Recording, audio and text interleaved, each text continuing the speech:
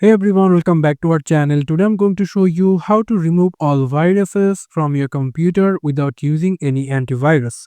So how you're going to do it? Just simply come over into your start icon, click on the right mouse button and then go for run. And here you can see there the run window will be pops up, and then here you just need to type AMRT with the capital letters and then click OK. And there will be Windows pops up, click yes for the permission. And there will be a Windows called Microsoft Windows Malicious Software Removal Tool. It's a built-in app, so if you have Windows 8, 10 and 11, you will get this option over here. And then click next, and then here is three option called quick scan, full scan and customized scan.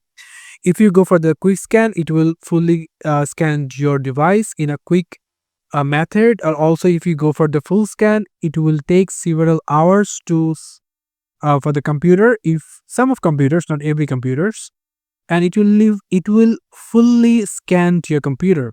Also, there is an option called customize scan. If you suspect that in your folder have any types of malicious viruses, then you can uh, specifically choose that folder and customize the scan.